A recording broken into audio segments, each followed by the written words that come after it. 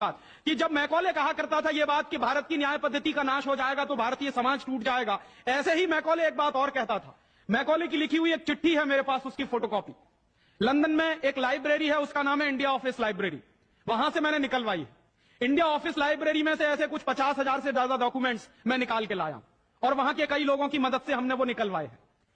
तो उनमें एक चिट्ठी है मैकॉले की, वो उसके अपने पिताजी को उसने लिखी है। जब वो यहां ऑफिसर बन के आया है तो मैकॉले क्या लिख रहा है कि भारतीय समाज को अगर बर्बाद करना है तो भारतीय न्याय पद्धति बर्बाद करो। तो वो करने के लिए उसने आईपीसी बना दिया, सीआरपीसी बना दिया, सीपीसी बना दिया और बर्बाद हुई।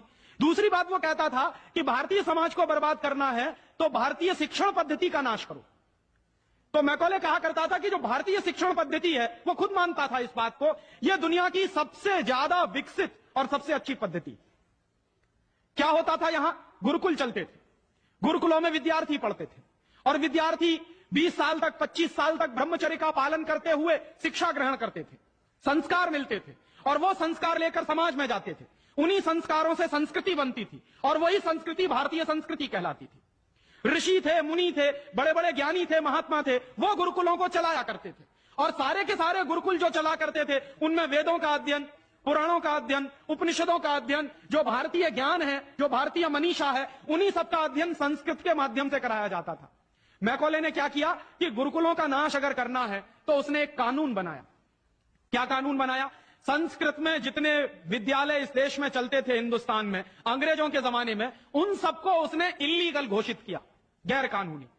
और उसने प्रतिबंध लगा दिया कि संस्कृत भाषा के माध्यम से कोई भी गुरुकुल चलेगा उसको अंग्रेजी सरकार मान्यता नहीं देगी। तो मान्यता किसको देगी? अंग्रेजी के माध्यम से जो कॉन्वेंट स्कूल चलेंगे उनको अंग्रेजी सरकार मान्यता देगी। और उसके लिए बाकायदा उसने कानून बनाया। उस कानून का नाम है इंडियन एजुकेशन एक्ट। और यह इंडियन एजुकेशन एक्ट लागू हुआ 1858 में, आज से लगभग 140 साल पहले। तो 140 साल पहले जो कानून लागू हुआ था अंग्रेजों के जमाने में, वही कानून आज भी चल रहा है। उस कानून के आधार पर मैकॉले ने क्या किया? संस्कृत के माध्यम से चलने वाले गुरुकुलों को बर्बाद कर दिया, कानून बना के उनको बंद करा दिया।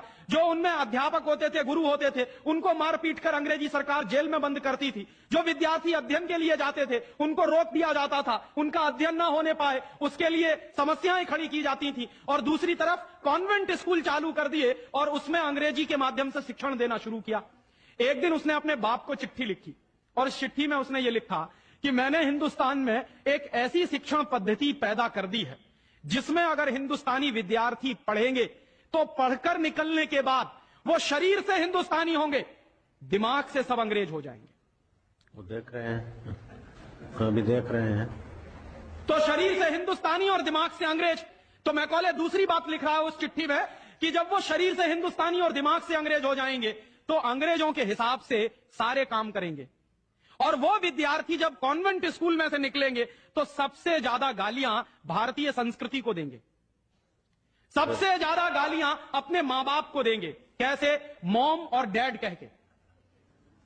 डैड माने होता है मरा हुआ और मम्मी माने होता है शव।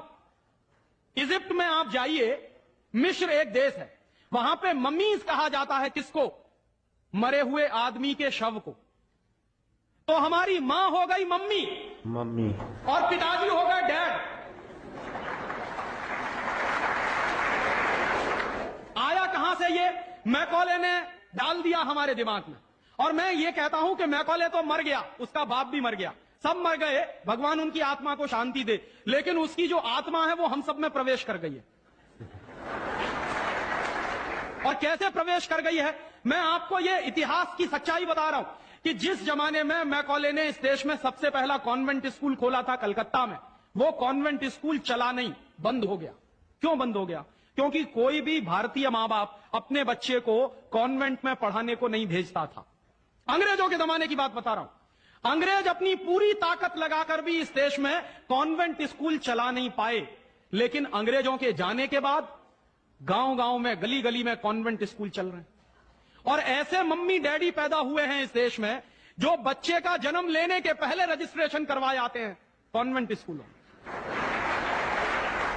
कहते हैं कि अगर रजिस्ट्रेशन नहीं कराया तो एडमिशन नहीं मिलेगा।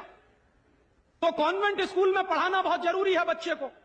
और मैं अक्सर पूछता हूं कि काहे को पढ़ाते हैं कॉन्वेंट स्कूल में, तो कहते हैं राजीव भाई जब हमारा बच्चा कॉन्वेंट में पढ़ेगा तो बहुत स्मार्ट बन जाएगा।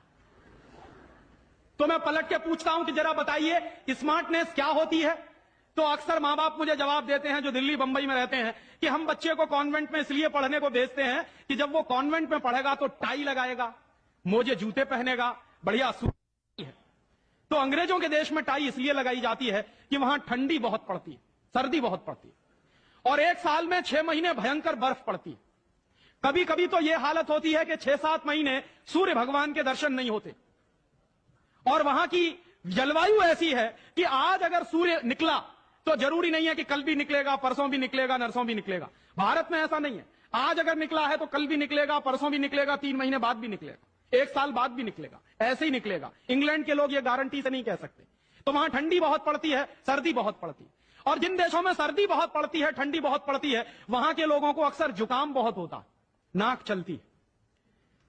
तो जब नाक चलती है तो उस नाक को पोंछने के लिए बार बार जेब से रूमाल निकालना पड़ता। तो उन्होंने क्या किया कि एक रूमाल गले में लटका लो जो नाक पोंछने के काम आएगा। और टाई का माने क्या होता है, अंग्रेजी का शब्द है TIE। टाई का माने होता है गले के चारों तरफ लटकाया गया कोई कपड़ा। किस काम आता है वहां पर, नाक पोंछने के। क्यों करते हैं? क्योंकि ठंडी बहुत पड़ती है, सर्दी बहुत पड़ती है। हमारे देश में तो 1 साल में 9 महीने गर्मी पड़ती है और यहां गुजरात में तो 12 महीने गर्मी पड़ती है। मैं तो यूपी का रहने वाला हूं, वहां थोड़ी बहुत ठंडी जरूर पड़ती है, यहां तो बिल्कुल नहीं पड़ती। तो वहां तो इसलिए टाई लगाते हैं कि उनको जरूरत है उसकी। हम हमारे बच्चों को क्यों लटका रहे हैं अपने गले में टाई? मर गए अंग्रेज और चला गया मैकॉले, लेकिन उसकी आत्मा का वास हम सब में हो गया। जिसको देखो वो कॉन्वेंट स्कूल में घुसा रहा है अपने बच्चों को, जिसको देखो वो अंग्रेजियत की तरफ ले जा रहा है। शर्म की बात है, शर्म की बात है, सावधान होना चाहिए। एक बार बंबई में मैंने एक जगह व्याख्यान में पूछा, पढ़े लिखे कुछ लोग बैठे थे, कि आप अपने बच्चों को कॉन्वेंट में क्यों भेजते हैं? आपको मालूम है कॉन्वेंट का मतलब क्या होता? यूरोप के देशों में कॉन्वेंट का मतलब क्या होता? यूरोप में हजारों साल एक परंपरा रही है जो हमारे यहां कोई सोच भी नहीं सकता उसके बारे में। यूरोप की परंपरा क्या रही है हजारों साल? वहां बच्चे लावारिस छोड़े जाते हैं। आज भी यूरोप के देशों में, अमेरिका में आधे से ज्यादा बच्चे लावारिस तरीके से बड़े होते हैं। और यह परंपरा आज से 100-150 साल पहले तो बड़ी भयंकर थी। तो यूरोप में क्या होता था कि बच्चा पैदा हुआ, छोड़ दिया चर्च के सामने, छोड़ दिया अनाथ आश्रम में, छोड़ दिया किसी और संस्था में, वहां बड़ा होगा। तो जो लावारिस बच्चे वहां पैदा होते हैं, उन लावारिस बच्चों की पढ़ाई लिखाई, उनकी व्यवस्था करने का काम जिस जगह पर किया जाता है उसको कहते हैं कॉन्वेंट।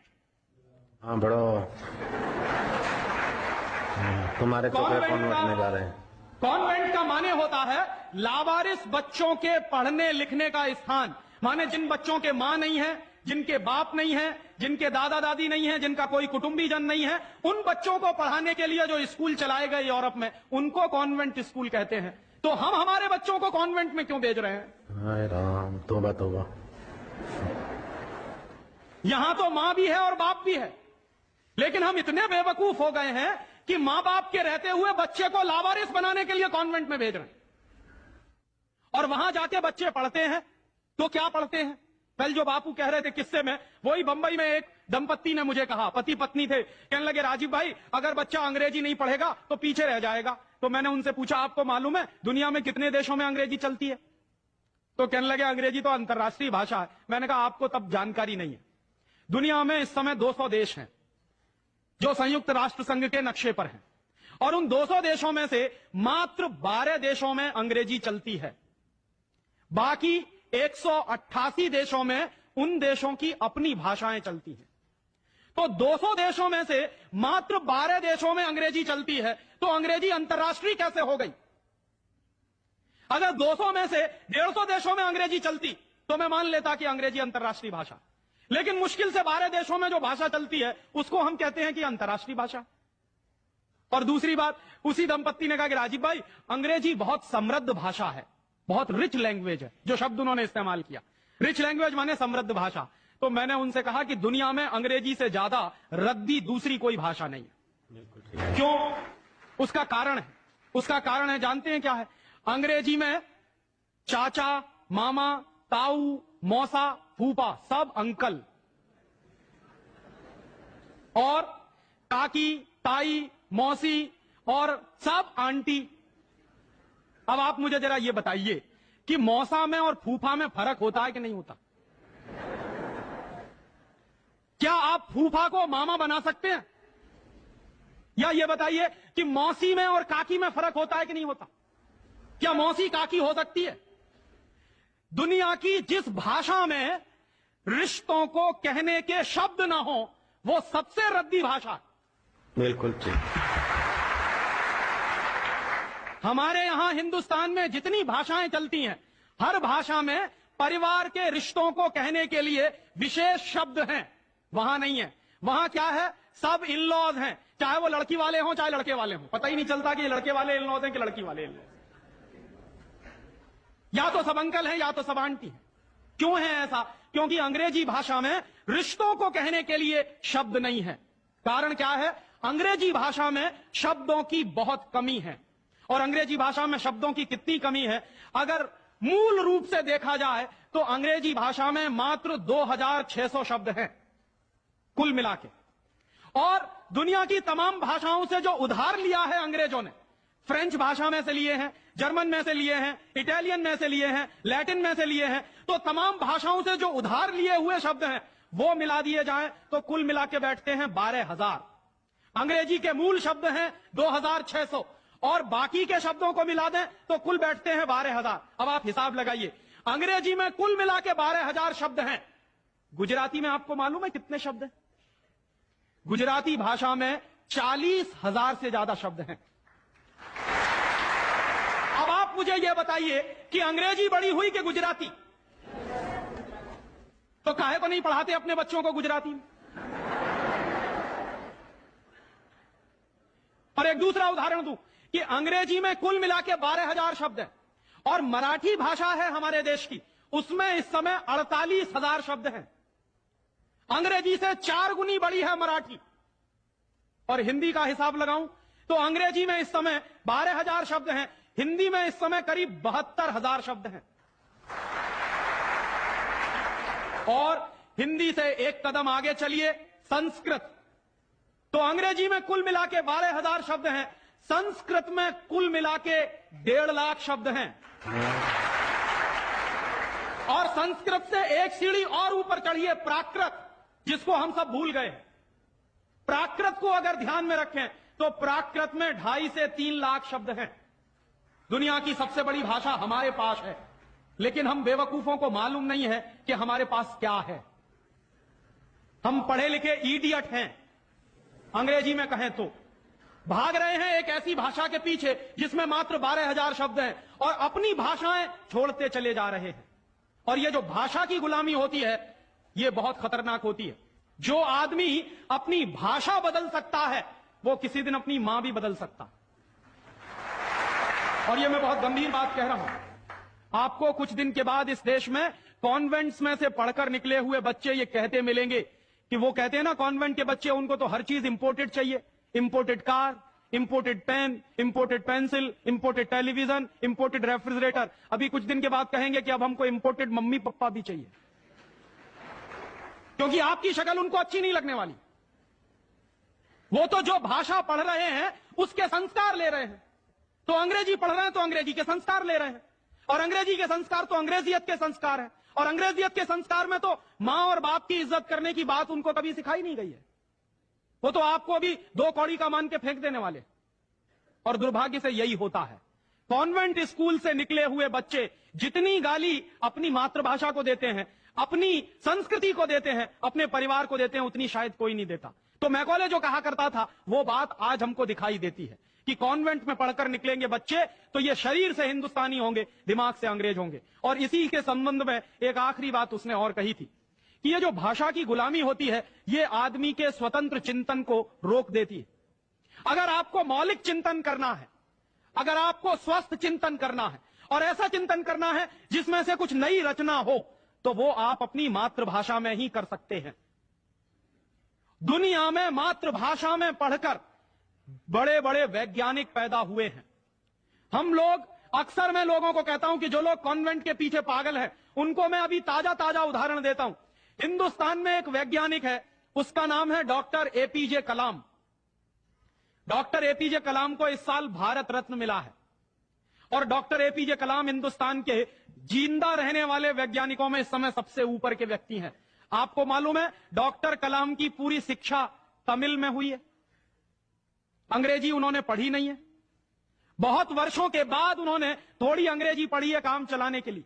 बचपन से उनकी पूरी शिक्षा उनकी मातृभाषा में हुई है। वो तमिल अच्छी जानते हैं, मलयालम अच्छी जानते हैं और हिंदुस्तान में आज वो सबसे ऊंची श्रेणी के वैज्ञानिक हैं जिनको भारत रत्न मिला। दुनिया के ऐसे तमाम वैज्ञानिकों के मैं उदाहरण दे सकता हूं। आइंस्टाइन, अल्बर्ट आइंस्टाइन सारा का सारा काम अपनी मातृभाषा में करता था, जर्मन में, और इसलिए इतना बड़ा बना। फ्रांस में एक वैज्ञानिक था मैक्स प्लैंक, जिसकी थ्योरीज हमारे जैसे इंजीनियर्स को पढ़ाई जाती थी जब हम पढ़ते थे। मैक्स प्लैंक की पूरी शिक्षा फ्रेंच भाषा में हुई थी। तो हम लोग जो अपने मन में गलतफहमी पाल कर बैठे हैं कि हमारे बच्चे अगर अंग्रेजी में नहीं पढ़ेंगे तो उनका विकास नहीं होगा, मैं आपको इसके उल्टी बात कह रहा हूं कि अगर आपके बच्चे अंग्रेजी में पढ़े तब उनका विकास नहीं होने वाला, वो गधे बन जाएंगे, विनाश होगा। हम लोग क्या कर रहे हैं, अपने बच्चों को कॉन्वेंट में भेज कर गधा बना रहे हैं। गधा जानते हैं क्या होता? गधे के ऊपर बोझा लादते चले जाइए, लादते चले जाइए, लादते चले जाइए, बेचारा चुपचाप चलता चला जाता है, चलता चला जाता है। आजकल बच्चों के कंधे पर जो बस्ते हमने लाद दिए हैं, जरा उनका वजन तो कर लीजिए। जो बच्चे का वजन है उससे ज्यादा बस्ते का वजन है। अभी से आप अपने बच्चे को स्पॉन्डिलाइटिस का मरीज बना रहे हैं। जितना वजन उसका कंधा ढो नहीं सकता, उससे ज्यादा वजन उसके कंधे पे लटका हुआ, और बेचारा वो बस्ता लेके जाता है, लौट के आता है। जब लौट के आता है तो घंटों घंटों का होमवर्क उसको दे दिया जाता। आप क्या करते हैं, अपनी मगजमारी कम करने के लिए उसका एक ट्यूटर रख देते हैं। ट्यूटर क्या करता है कि स्कूल का होमवर्क मिला, ट्यूटर ने अपना होमवर्क दे दिया। बच्चे का खेलना कूदना बंद, और बच्चा अगर खेलेगा नहीं, कूदेगा नहीं, तो उसका विकास कैसे होने वाला? तो या तो आपने फंसा दिया बेचारा होमवर्क। मैं अच्छे अच्छे घरों में जाता हूं, सबके बच्चे क्या कर रहे हैं, होमवर्क कर रहे हैं, सवेरे से शाम तक होमवर्क चल रहा, कभी खत्म होने में ही नहीं आता। भला हो ऐसे स्कूलों का। और उस होमवर्क में से बना क्या रहे हैं और वो होमवर्क कर क्या रहे हैं? मैं आपको मेरी आप बीती सुनाता हूं, किसी दूसरे की नहीं। मैं भी बचपन में अंग्रेजी में मैं पढ़ा, और मैं सबसे ज्यादा गालियां मेरे मां बाप को देता हूं। इसके लिए मेरे पिताजी ने, वो एक बड़े ऑफिसर हैं, ये करने के लिए कि बेटा अंग्रेजी में पढ़ना चाहिए तो बड़ा बनेगा, तो मुझको भी पढ़ा दिया। अब अंग्रेजी माध्यम की जो पढ़ाई है, अंग्रेजियत की जो पढ़ाई है, वो क्या है? मैं आपको एक सॉलिड एग्जांपल दूं मेरा। मुझको गणित पढ़ाया जाता था। गणित में क्या पढ़ाते थे? एक फॉर्मूला था जो मुझको रटवाते थे क्लास 9th में जब मैं पढ़ता था। क्या फॉर्मूला था? x + y whole square is equal to x square plus 2xy plus y square, x - y whole square is equal to x square minus 2xy plus y square. और अक्सर इसमें गड़बड़ी होती थी, प्लस का माइनस होता था, माइनस का प्लस होता था। तो क्या होता था, मेरी पिटाई होती थी, क्लास में पिटाई होती थी। और मेरे जो अध्यापक थे तो मुझको खूब चिढ़ाते थे और मुझको खूब उल्टा सीधा कहते थे। एक दिन मैंने ये तय किया कि सब छोड़ छाड़ के ये 2 फॉर्मूले रटूंगा। तो रटने के लिए मैं बैठ गया, सब काम एक बाजू में। अब ये x + y और x - y में मैं घुस गया। लिख लिख के मैंने किलो कॉपियां बर्बाद कर दी, किलो कागज बर्बाद कर दिया। पता नहीं कितने बॉल पेन बर्बाद हुए होंगे। और 3-4 महीने की उस भयंकर मेहनत के बाद मुझको कुछ फॉर्मूले याद हो गए। अब वो फॉर्मूले मैं सीख के आया। दुर्भाग्य से मैं बताऊं कि 3-4 महीने के सैकड़ों घंटे बर्बाद करके, अपना खून सुखा के, मार खा के, बेइज्जती बर्दाश्त करके मैंने जो फॉर्मूले पढ़े, वो मेरे जीवन में आज तक कभी काम में नहीं आए।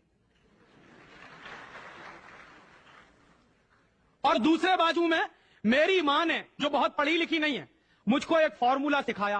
क्या सिखाया? एक पहाड़ा सिखाया। आधा, सवाया, 1.5 गुना, 2.5 गुना, 3 गुना, 3.5 गुना, ये मुझे सिखाया। और वो मेरे जीवन में रोज काम आता। लेकिन कहा क्या जाता है कि मेरी मां तो पढ़ी लिखी नहीं है, पीएचडी नहीं किया उसने। तो जो बिना पीएचडी होल्डर है, जिसने कुछ पढ़ा लिखा नहीं है आज की भाषा में, उसने मुझे ऐसी चीज सिखाई जो जीवन में रोज काम आती है। और जो बड़े बड़े पीएचडी होल्डर प्रोफेसर ने मुझे सिखाया, वो जीवन में कभी काम नहीं आया। और आप अपने बच्चों को यही पढ़ा रहे हैं। कॉन्वेंट स्कूल के जितने क्यूरिकुलम हैं और उसमें बच्चे जो कुछ पढ़ रहे हैं, उसमें से 95% बेकार जाने वाला है। उस 95% का उनके जीवन में कभी कोई इस्तेमाल होने वाला नहीं। ये आप कहिए तो मैं जहां कहिए वहां लिख कर दे दूं, क्योंकि मैं भुगत चुका हूं इस बात को।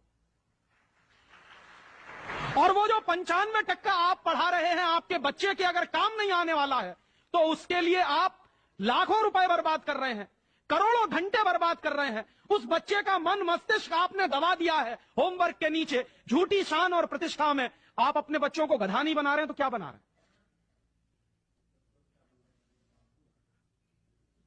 तो आप पूछेंगे क्या करें, तो मैं आपसे एक बुद्धिमानी की बात निवेदन करना चाहता हूं। वो निवेदन यह करना चाहता हूं कि जितनी जल्दी हो अपने बच्चों को इन कॉन्वेंट स्कूलों में से बाहर निकाल लीजिए।